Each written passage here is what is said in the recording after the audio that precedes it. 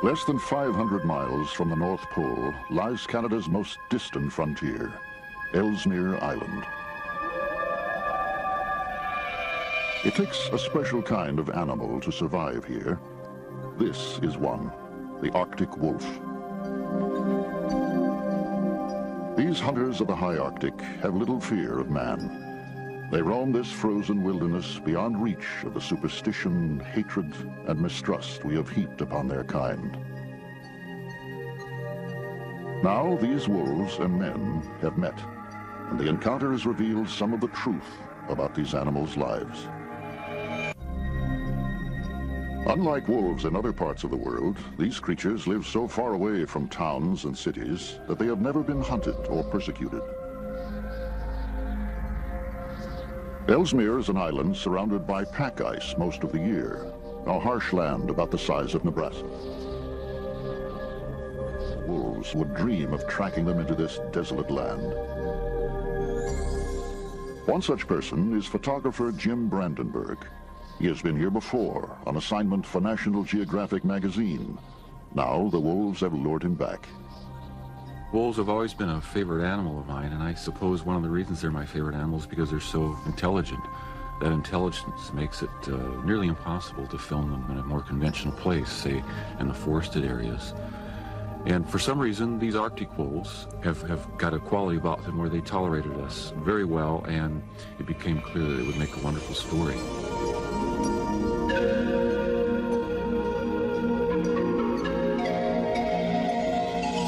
The spring sunlight illuminates a world released from the long months of high Arctic winter.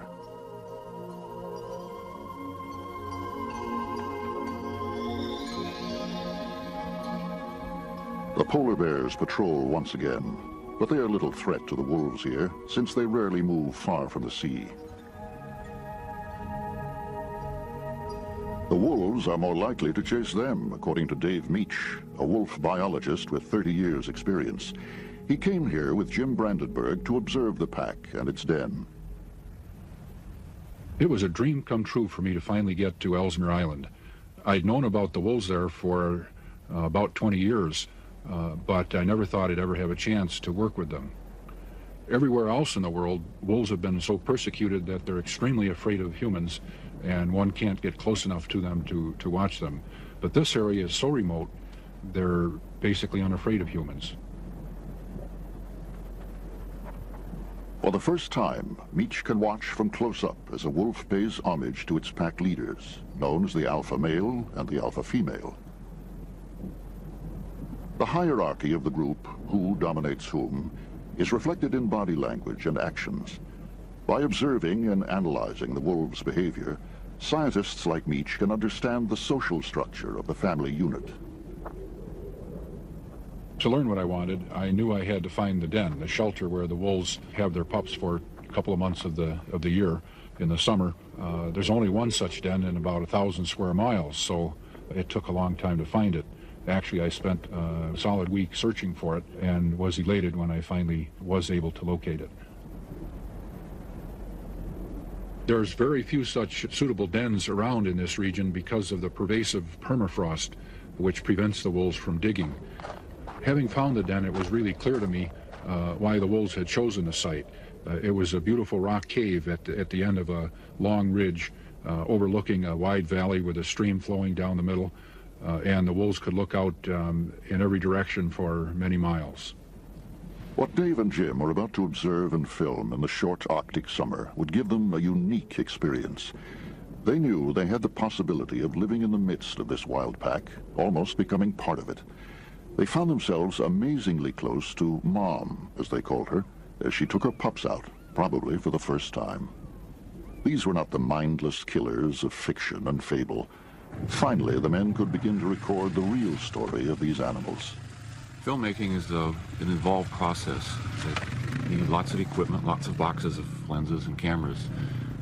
In a remote location like this especially, we need backup equipment, so we need extra beyond the normal.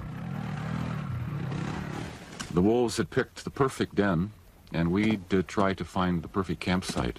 We wanted to be close enough to the wolf den to keep an eye on it, yet not too close, to put pressure on the pack and the daily activities of rearing the pups. Again, one of the reasons I respect wolves so much is you really can't fool them. As a wildlife photographer, you learn very quickly techniques that you can use to sneak up on animals, either using a hide or a blind or long lenses. In such difficult terrain, teamwork is essential.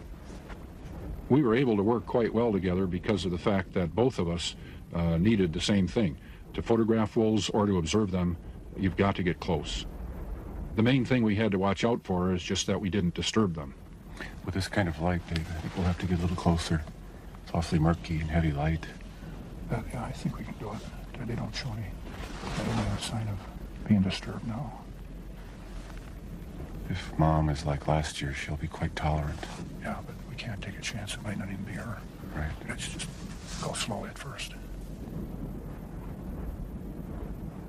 There's nowhere to hide in this barren landscape, and the wolves see or sense anything that moves.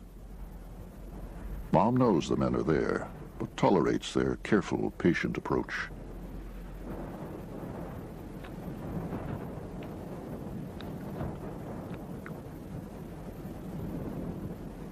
The pups were born in May. Now 5 weeks old, they are constantly exploring.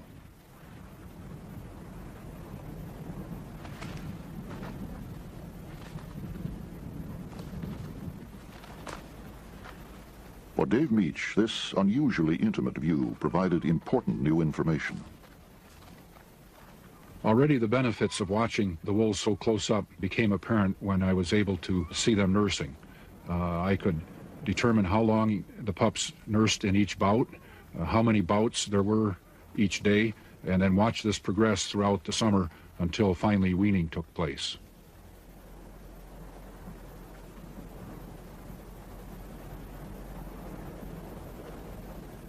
Although it's almost midsummer, the day is freezing cold, a new experience for the pups. They spent the first weeks of life in the den, sheltered by their mother's warmth. Luckily, there are places to get away from the chilling wind.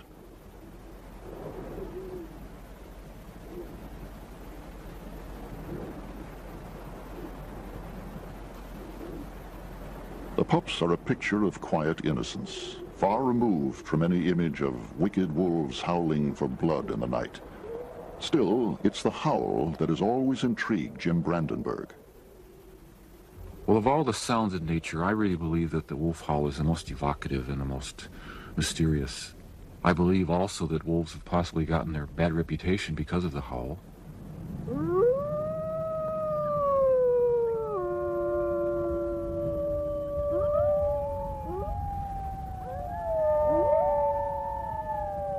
To the wolves, howling is a very important part of communicating their community spirit. It's sort of like the glue that holds the family together. I'd never been able to watch wild wolves while they were howling, so I wanted to look at howling very closely in all of its forms. It's especially nice to be able to watch them while they're doing it. Yeah, you can't do that down in the forested areas. But The alpha male, to me, has the most distinctive voice for his. Halfway through the howl, he changes an octave.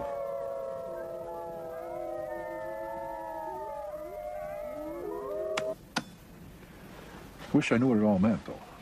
You know, just like a lot of the sounds they make.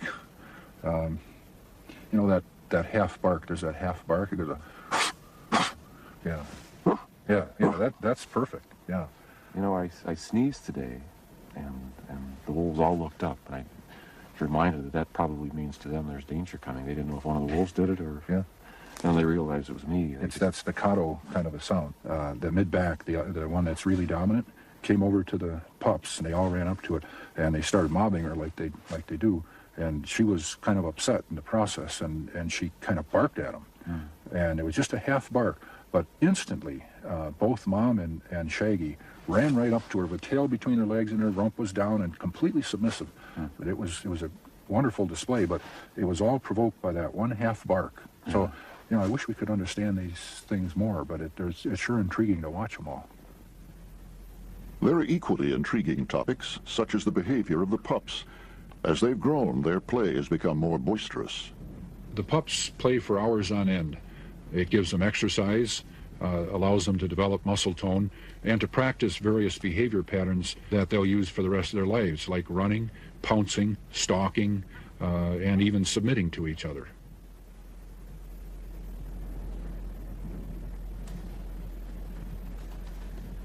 Competing for food is a very important part of every wolf's life, even amongst littermates.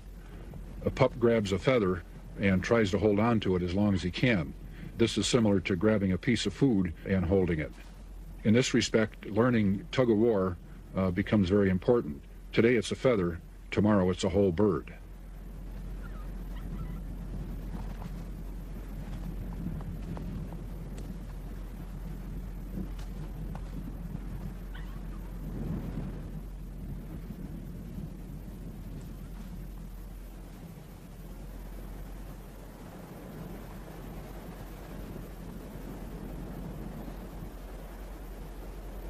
Now 6 weeks old, the pups have developed an urge to wander. Their cautious parents attempt to control their exuberance. Pups sometimes roam as far as half a mile from the den, but they are easily found and disciplined. The young face little danger, since there are no large predators around, such as the birds of prey that hunt young wolves elsewhere in the world. Still, the parents keep the pups in line, carefully maintaining the pecking order, or dominance hierarchy of the pack.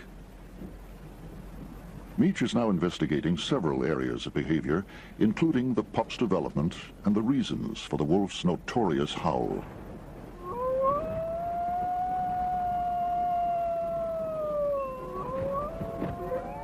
When a pack wakes up, they may begin to howl, and even the pups attempt to join in. In the silence of the Arctic, the sound travels long distances. To other wolves, it means stay away, keep off our turf. The pack is fiercely territorial.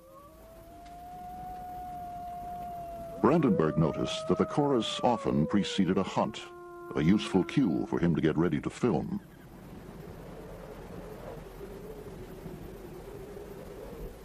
It seems an unkind trick of nature that the Arctic hares of Ellesmere keep their white coats in the summer. Easy to spot, they are a favorite and nutritious food for wolves. Although a hare can weigh 8 pounds, a wolf can down 2 in one day. The hares must rely on their agility and speed to escape. They can run and stand on their hind legs, which enables them to spot danger from a distance. Unlike their parents, young hares blend in with the environment and stay perfectly still when wolves are nearby.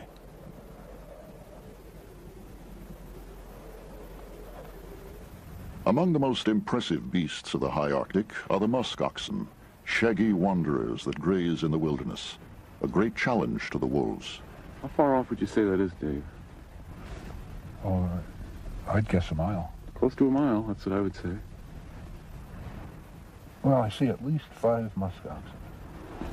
They must have driven them up from the valley below. I don't know whether they're trying to unnerve the musk oxen or... Those animals can't eat now while they're all grouped up like that. I wonder if there's a calf in there. There must be a calf in there somewhere.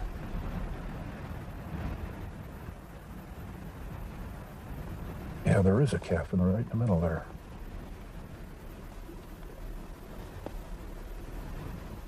That's why they're so interested.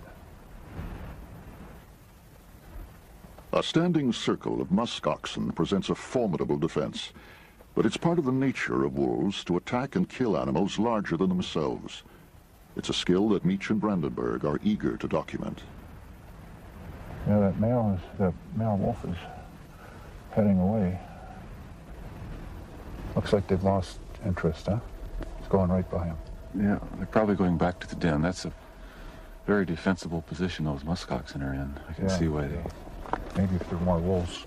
Well, if it's the usual situation, don't make a kill. The difficulties of filming a hunt begin to present Brandenburg with as much of a challenge as the wolves face in their quest for food.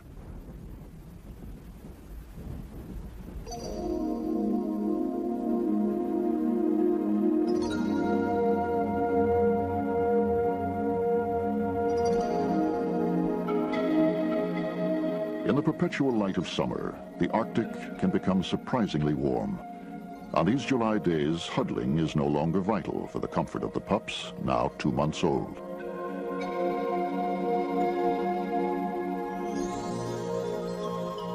As summer races on, the heart of Ellesmere's tundra blossoms briefly.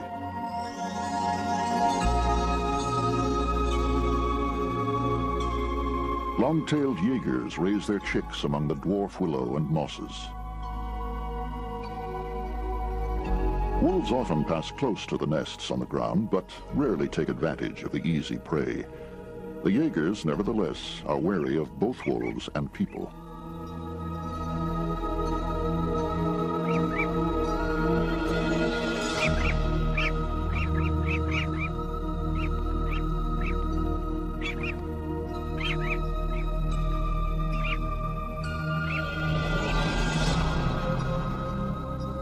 The wolves appear surprisingly indifferent to these aggressive summer visitors. They seem unwilling to compromise their dignity in battle with the Jaegers. They'll save their energy for catching a young muskox. Both the Jaegers and the wolves have an eye on the human visitors who've stopped for lunch. As we lay there watching the wolves, they'd often come up and check us out. Of course, it was tempting to give them a little bit of our lunch, and they welcomed any tidbit that they could find.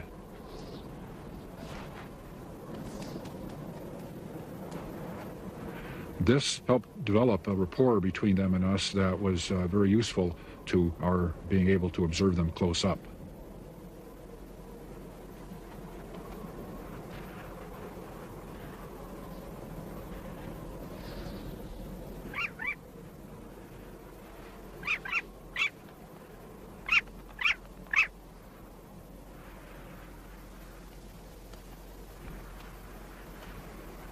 It's a remarkable moment, an encounter between bird, wolf, and man. Still, the boldness of the wolves created some anxiety. Camping out right in the wolves' backyard created a situation where I had the feeling at any time the wolves could have gone in and really torn the camp apart. If they see something within their territory that's like a toy, a plaything, they grab it, run around, tease each other with it. And of course, they seem to have a little more confidence, and I think at times they felt we were intruding, and they could do pretty much what they wanted.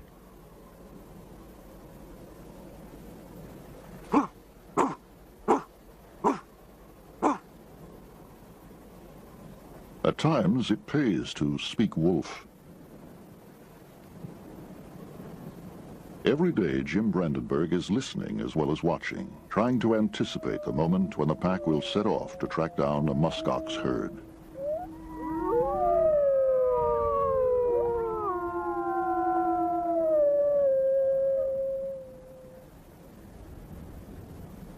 This particular day, they woke up, and predictably, after a long sleep, woke up with lots of excitement, and I sensed very strongly that something big was about to happen.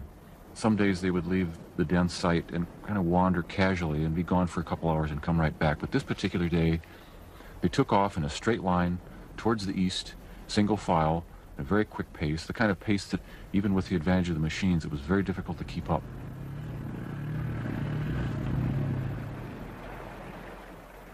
The rough ground is no obstacle for an Arctic wolf. Each travels purposefully. The pack is spread out, but keeps in touch by howling from time to time.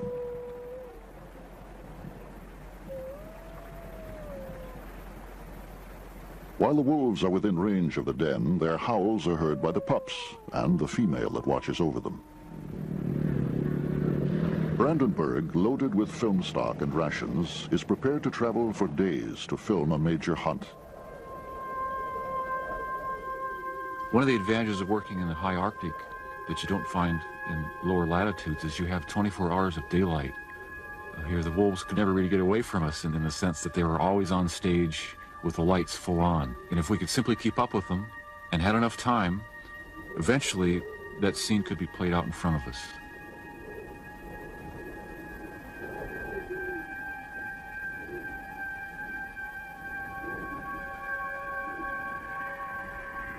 There are anxious moments when the wolves are far ahead out of sight. Brandenburg has only their tracks and his intuition to follow.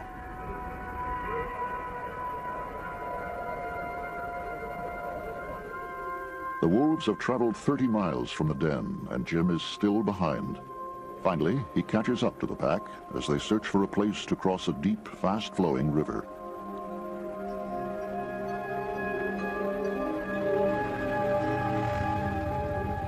Again, his hopes of filming an attack on musk oxen are crushed. It was quite a frustrating experience watching the wolves continue on in the distance, out of sight, knowing that they were clearly going on to some fairly intense action. With summer running out, Meach and Brandenburg decide that a change in plan is imperative. Let's get down. Rather than follow the pack, they'll sit tight, following all that happens right here for the next 24 hours. It made sense to commit a complete 24-hour documentation from one spot. Watch everything that happened, try to film the highlights of the behavior, and I'd hope to show an aspect of a day in the life of the wolf pack near the den site. Their coming and going, their interaction, their naps, their sleeps, anything that might happen within that 24-hour period. Here comes one. He's got hind feet. Or she does, it's a female. It's interesting. Usually they bring just the hindquarters back. Or often they do. But I mean, I've never seen them bring the front quarters. They may bring the whole hair. The strategy begins to pay off almost at once. A small drama of pack life unfolds within camera range. Another demonstration of the way a wolf's behavior indicates its rank in the family unit. It appears that as part of their membership in the pack, the subordinates have to bring food home to the pups each day. This probably helps maintain their status in the pack. Even when hungry themselves, the subordinates still will deliver food to the pups. It seems that the dominant wolves need to show their subordinates that even though the underlings have brought offerings of food, they must not forget who's boss.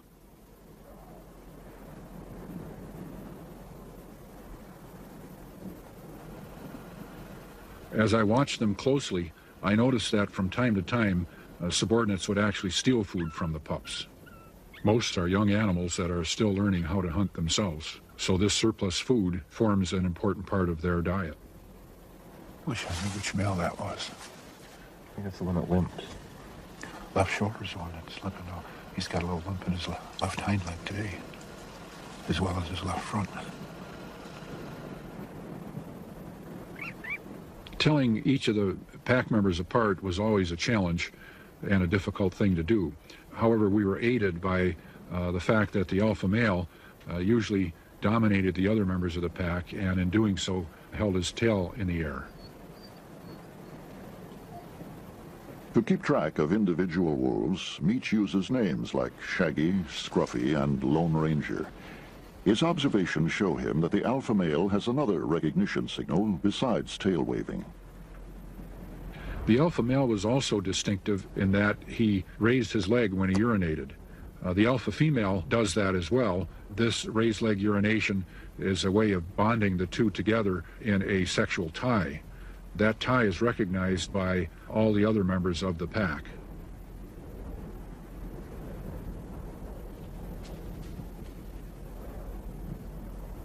It's quite warm today on Ellesmere Island, and the wolves, with their shaggy coats, may need some way of cooling down in the bright sunlight.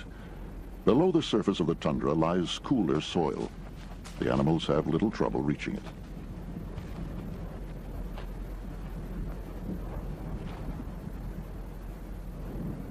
The softest spots are the heathery hillsides.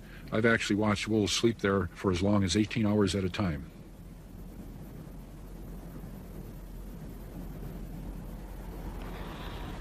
Not much happening. Jim, I think I'm going to run a little test. While the light is about the same and the wind and the wolves in the same position, I'm going to run down, get out of sight, and howl. And I'll go quite a ways. I'm going to imitate a strange wolf. That's okay. Sounds good. Yeah. I'll record what time it was when I howled. So if you get a response here, you record what time you get the response. Get it. Okay. See you later. Thanks. I'll see you later.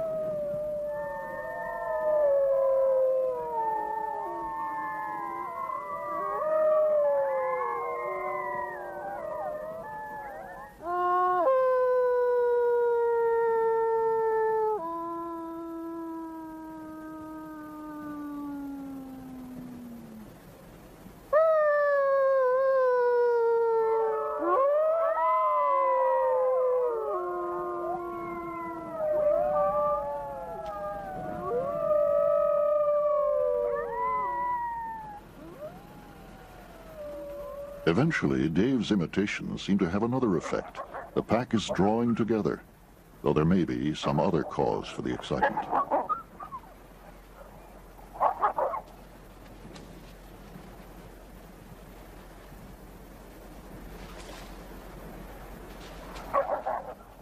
Two of the pack are waving their tails as signals of leadership, telling the others that they are in charge. Meech, however, has seen nothing of this. So what happened? As soon as you howled, they listened, but no one moved, and it was a very casual kind of response. What, these other two came back? Yeah, it was the alpha male and mid-back, came back Okay. with their tails up really high. Oh, okay. Clearly an expression of we're in charge. They had a fight down on the draw here. With a couple of the other females? Couldn't see them. Then they ran up on the hillside here, and there was a mass of wolves. It was difficult to sort it out. Yeah. They were pinning each other. They were growling, biting, tails in the air. A mass and a swirling of wolves right out here in the green area, and it's hard to say what was Did the going on. pups get in on any of that stuff? A little bit. They were following around, but it was the big kids. Uh-huh. The 24-hour vigil is paying off. Despite some long periods of inactivity, there is also some intriguing behavior. Another Arctic hare has been brought in for the pups, their second of the day. At 10 weeks old, the young wolves are highly competitive.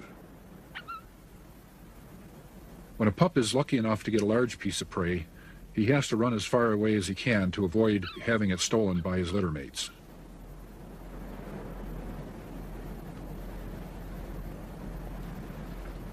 At this point, I get the impression that no one pup dominates the others, and that all tend to get their share of the food.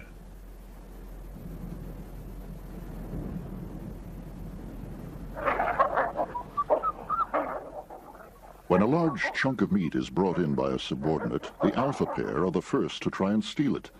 But a tug of war develops that allows each member of the pack to get a portion of the food.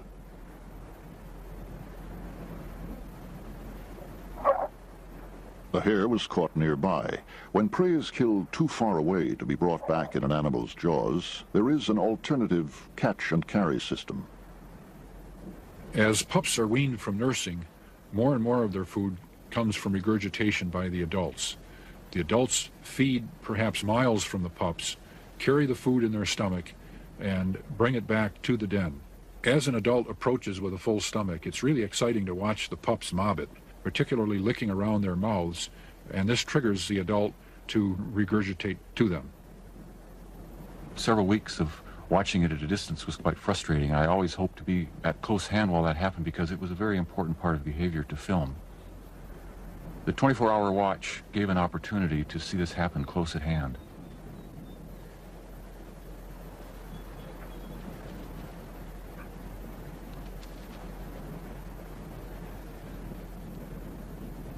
The alpha female brought back a nice meal for the puppies. She, for some reason, chose not to do it to my back this time. She unloaded her precious cargo right in front of the camera, and the pups quickly gobbled it up. Remaining alert throughout the 24 hours is not easy, but the plan's success makes it worthwhile. Brandenburg can finally rest, but his dream of photographing a muskox hunt is not forgotten. During Meech's turn on watch, the wolves grow curious. From the start, Mom was the friendliest and most tolerant of the group. This visit from her is a sign of the increasing trust and rapport between wolf and man.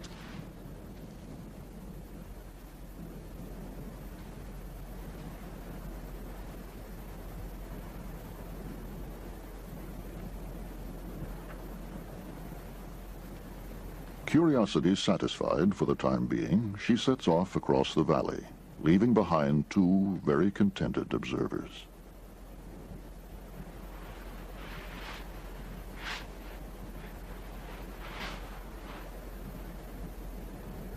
Before this visit to Ellesmere, the closest Dave Meech had managed to come to a wild wolf was 15 feet. Now, a wolf has come to him, and these 24 hours have been the most productive in his career. As the wolves bed down and the team's vigil finally ends, Meech decides on his next move to take advantage of this rare situation. I really wanted to see just how close I could get to the pups. If I could get close enough, I could identify each one individually perhaps, or at least find a way of marking them so that I could. And that would allow me then to see if there's any particular individual who was more aggressive than the others, or got more food, or perhaps was more exploratory. But all this would require that I get close to them. I also wanted to see just how Mom would regard me when I was that close to her pups. It's 3 a.m. on a sunny but chilly night. For whatever reason, Mom began to howl, and the pups joined in. I would have loved to have joined them as well, but being so close to the den, I thought perhaps my howl would have upset the entire pack. Nevertheless, I couldn't resist at least going through the motions.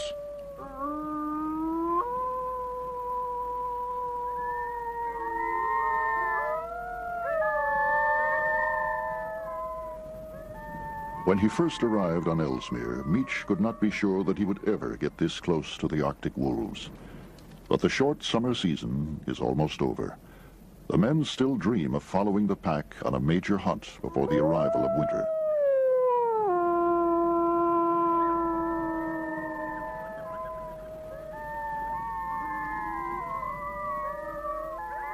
Time was running out, and I knew this hunt sequence was crucial to the success of the film. In some ways, the longer I waited, the better the chances got. As the pups get older, they require more and more food, and the pack becomes more and more intent upon finding that food. The weather was right, we were well rested, the wolves were very intent, so this particular day, all the signals were right. I had my own reason for wanting to watch a kill up close. In the past, I've seen several from aircraft, but each time it was only a swarm of wolves massing around the prey animal.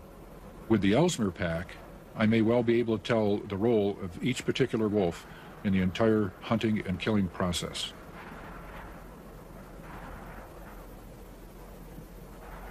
Catching a muskox is not an easy job, and the wolves must be careful and clever. They need to nip at the animals and still avoid their hoofs and their horns. But when the wolves get close, the muskoxen must stop, group together, and face them.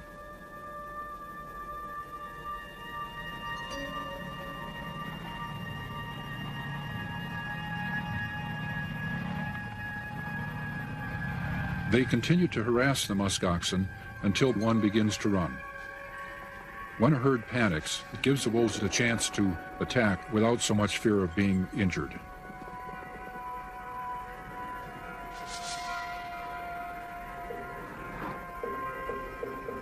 Both predator and prey have to rest frequently, and skirmishes like this may go on for hours.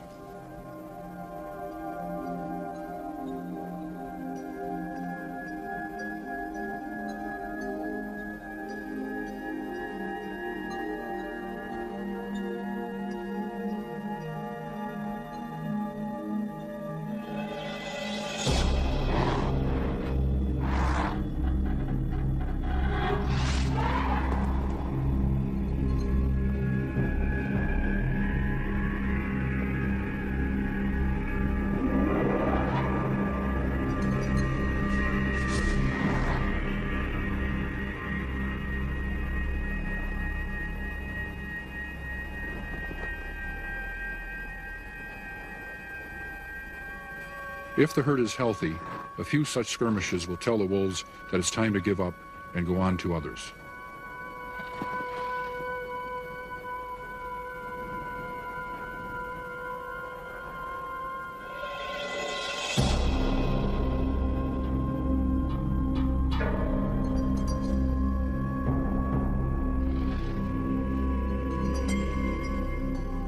The pack rested for 45 minutes and then took off for another 5-mile jaunt.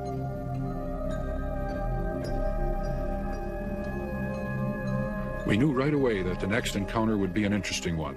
This herd had at least 3 calves, and it is the calves that the wolves seek out during the summer.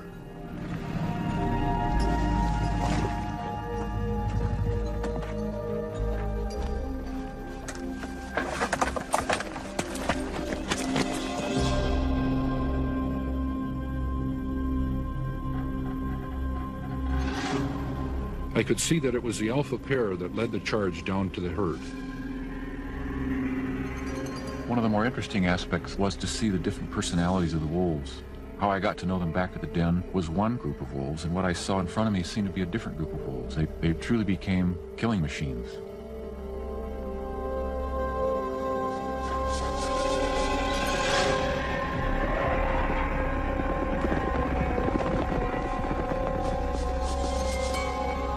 The wolves separated out a calf from the herd, and the calf's mother decided to go on in the safety of the group.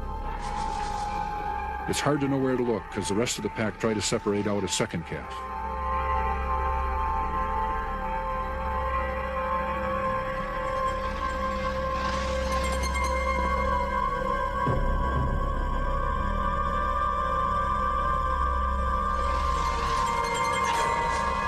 Meanwhile, back with the first calf, the alpha male clings to a hind leg.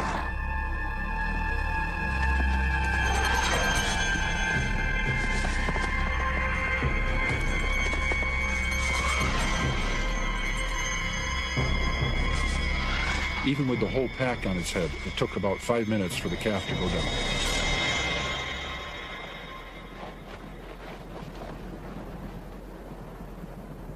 For 3 tense hours on the tundra plain, Dave and Jim witness a scene older than mankind.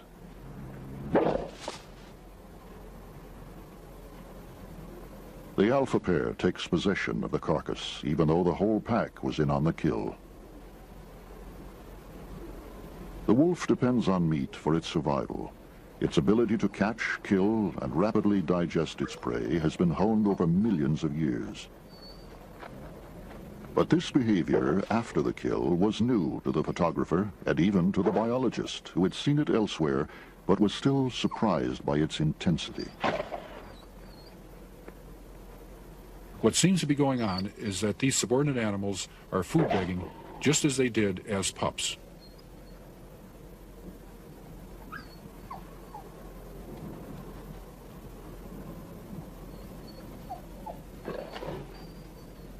Although this was a strong scene to watch, I was jubilant to have seen it close up and to have been able to confirm the dominant role of the alpha animals. The wolves consume as much as they can, but the calf is large and there's meat left over. Chunks are carried off to be buried in the icy ground, a natural form of cold storage. The wolves may return for the food when hunting is poor and the pups are hungry.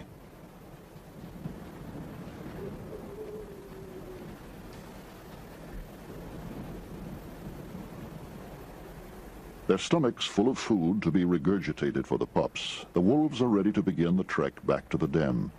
They've suffered some injuries, but all 5 are strong enough to make the journey.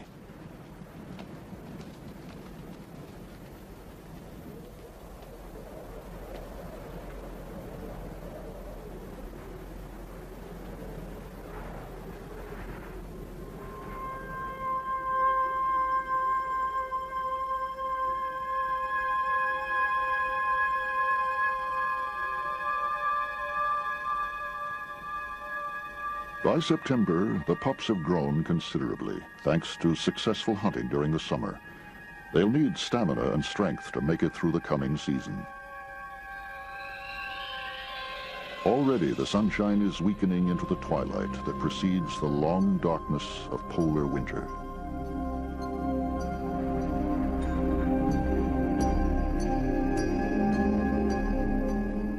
The Arctic wolves' coats are now long and thick enough to protect them from temperatures that will plunge far below zero.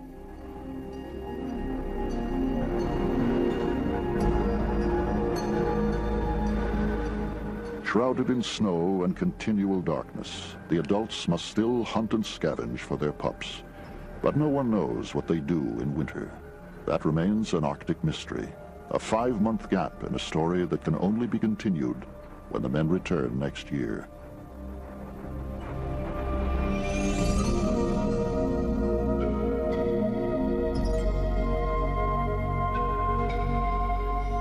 It is the following spring.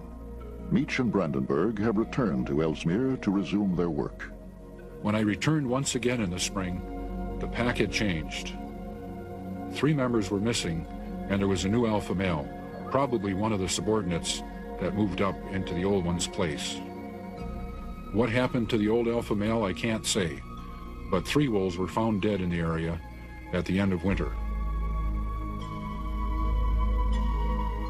Getting to know the small, cuddly puppies, watching them grow and seeing all the energy that was invested in by the adults, knowing they were going into a very harsh winter, I often wondered what ever become of them, knowing that they all can't survive. Most of the time the wolves go off and die in places that you never see, but to be able to go over and actually touch and feel the ribs sticking out was a very poignant moment. The mysteries of winter lead to more questions in the spring. Did these animals die of starvation, disease, old age, or some other cause? When and why did the change in the social order of the pack occur? The more I watch these wolves, the more questions come to mind. As the pack composition changes from year to year, the social behavior changes, both in relation to each other and to the pups. Seeing the wolves around the den again immediately told me that I was in store for another summer of good data collecting.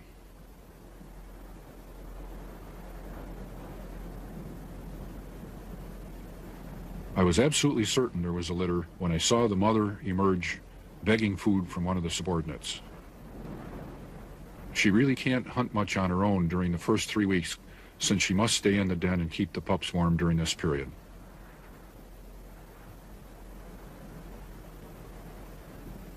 In a remarkable display of tolerance, Mom allows Brandenburg to enter the den to view her new litter. It was a difficult decision whether to go into the den or not. Once it was made, it was very satisfying to know that they trusted me so much at this point that they allowed me with their young.